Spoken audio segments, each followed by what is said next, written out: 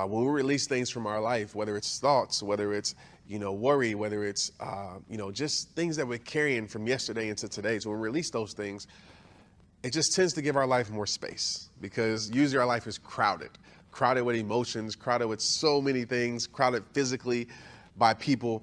And when we give ourselves time to really release, gives ourselves some more space to operate in peace, some more space to operate in appreciation, some more space to operate in gratitude.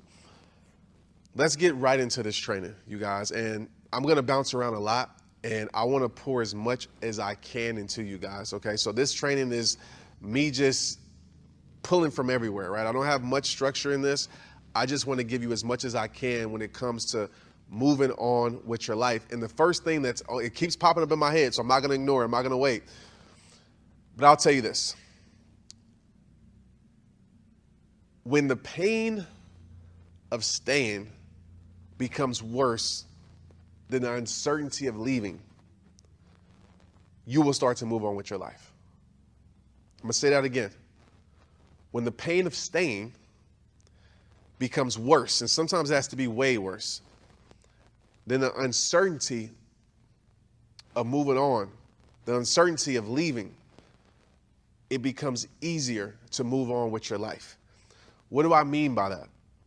Well, some of us, and this might seem very insensitive to say, but it's facts. Some of us don't understand how much freedom comes with letting go of what we're used to. Some of us really aren't sick and tired of really being sick and tired. You might say, Trent, I am sick and tired. Well, if you're sick and tired of being sick and tired, then you're not going to accept less anymore with your life.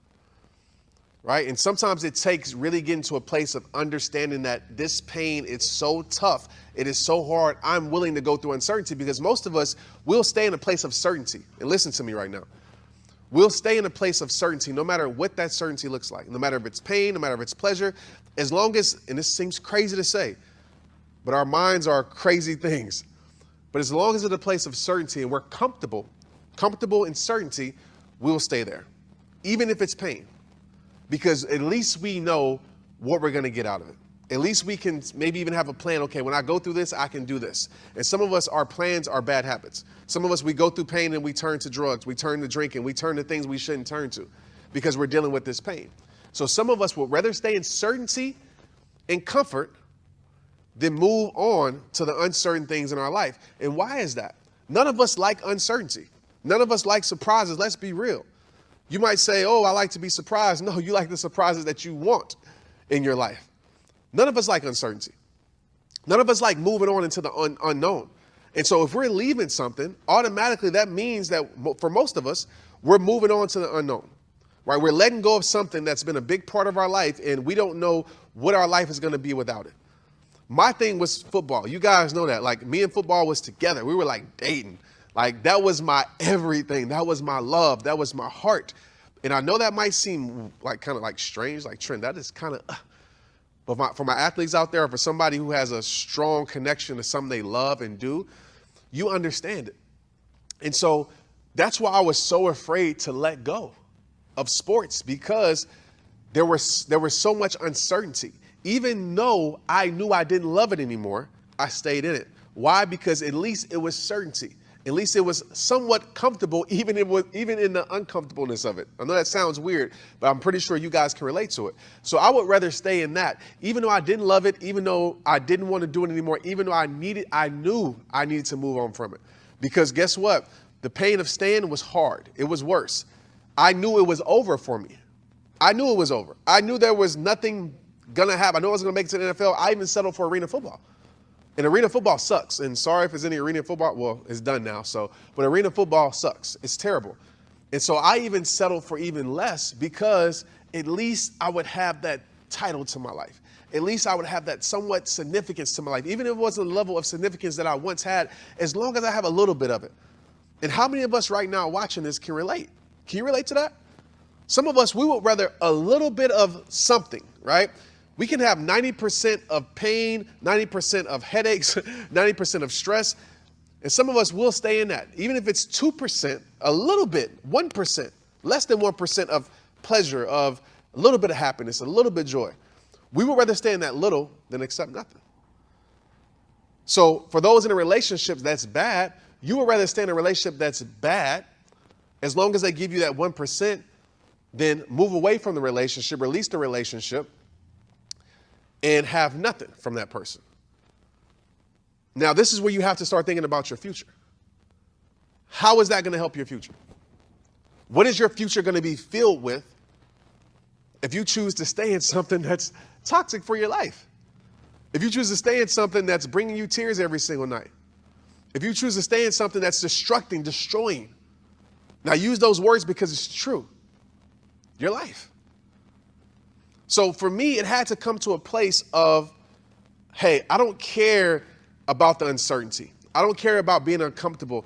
I would rather go down this path that I don't know where it's going to lead than staying on a path that I know is going to lead me to something that I don't want for my life. I would rather go to the path that I don't know where it's going. It could take me to something worse. It could take me to something better.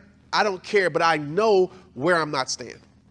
And when you get to a place of knowing where you're not staying, then you'll find a way to move on. But you can't let the unknown, the uncertainty, being uncomfortable, keep you in a place that you know is not going to better your life. And as I move through this, listen, I'm already probably 10 minutes in, and I ain't even thought about the stuff I was about to talk about. It's one of those trainings today. It's really going to break through for you. This is going to be one of the trainings that you come back to and say, this is the training that really changed my life. This is the training that really helped me move the needle in my life, really helped me break free from the things that I know are breaking me. But I want you to focus on 3 things. And as I talk, think about these 3 things. It's 3 A's. And I did a podcast recently and I actually messed up one of the A's, but it's kind of the same word.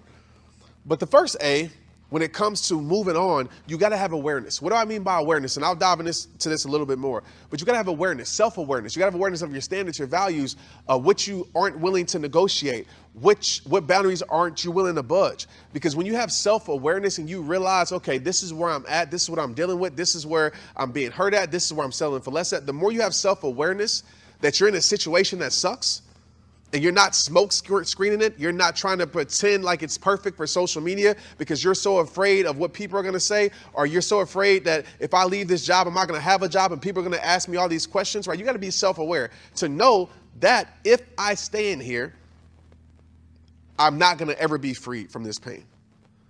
You got to know exactly the reality of the situation, because some of us, we try to fake it till we make it in the situation. Maybe it's because we're so wrapped up into what it first gave us. And that's why breaking free, and I'm probably gonna talk about this later, but breaking free is so hard from certain situations. You gotta look at it as like an addiction, right? A drug addict, addiction with food, addiction with alcohol, whatever it may be, alcohol, addiction with video games. It's so hard to break free from certain things that you know you need to break free from, because our mind subconsciously is tied to what it once gave us. And what it once gave us was something beautiful. What it once gave us was pleasure. What it once gave us was relief. That's why we're associated to that. And we're going to talk about that in a minute. That's why it's hard for us to break free from that, because we're not aware of the truth of the situation. We're not aware of what it is instead of what it was. What they once gave us, or what it once gave me, it's no longer giving me that today. And so when you become aware of the reality of the truth, of the facts of the situation, it makes it a little bit easier. I'm not going to say easy, but it makes it a little bit easier to move forward with your life. The second A that I want you to think about during this whole training is acceptance. And this one's hard, because some of us, we don't want to accept that thing, that time in our life is over. I didn't want to accept football was over. I didn't want to accept certain past relationships, friendships were over, because I was still holding on to the hope that it could get better. The hope that it could change. The hope that, as a miracle would happen, come down and really change this time in my life. But I had to accept it. And so many of us, we don't accept things because we're either trying to change it, we're either trying to revive it. And listen, as we talk today, I don't want you to be like, okay, Trent said this, so I'm going to make my decision. Relationships, certain things, you have to fight for it. Everything isn't going to be perfect. Friendships isn't going to be perfect. Your team isn't going to be perfect. And so just because it's not perfect doesn't mean you need to throw it away. Only you know if it's something that can be revived or fixed, because some of us, we're trying to give CPR to dead situations. I don't know if you heard that. Some of us are trying to give CPR to dead situations, and it's killing ourselves because we're trying to revive something that isn't meant to be revived. AKA, we're trying to fix something that's meant to stay broken. And so when it comes to acceptance, you got to accept that it's over. You got to accept that it's done. And when I accept that football was done, when I accept past relationships were done, even though I didn't want to accept it, but when I really said, okay, it's done, that gave me the space to move forward. It's like burning a bridge. We talk about that in the rehab process. We're released. It was like burning the bridge. And so, okay, the bridge is burned, so I can't turn back and go back now. I have to figure it out. I have to move forward with my life. So acceptance is key. And even with closure, some of us, we never move forward because we're waiting on an apology that might not never come. We're waiting on changed behavior that might not never come. We're waiting on a situation that changed that might not never come. And we're waiting on understandings for the reason. What do I mean by that? What I mean by that is you're waiting on, okay, this is why it happened. So, okay, I can move on from it. And yeah, at times that could happen. But the reality of it is 98% of the times, you don't get the closure that you're looking for. You don't get the understanding for their reasons. You don't get the understanding for why it happened. You don't. But you know what has that understanding? Your future. I didn't understand why certain relationships ended until I got in my marriage. Now it made sense. I didn't understand why certain dreams had to come to an end, why I had to move on from some things until I started living my purpose, aka rehab time. I didn't understand, why certain friendships, why I had to lose certain jobs, why those things had to end until I met better people in my life. And so your future has your closure. You got to architect your closure. You got to create your closure. And the way I create it is just by saying these simple words. My future has the better that I deserve. And I know I will never be able to connect the dots moving forward, but I can connect the dots moving backwards. I know where I can't stay anymore, so I'm going to move on from that situation. Okay, so number 2 is acceptance. Number 3, as I said in my podcast, I said affiliation, which is the same thing, but I meant to say association. And as we work through this, we'll talk about this more in depth, but it's hard to break free from something that you need to break free from when you have the wrong association with that situation.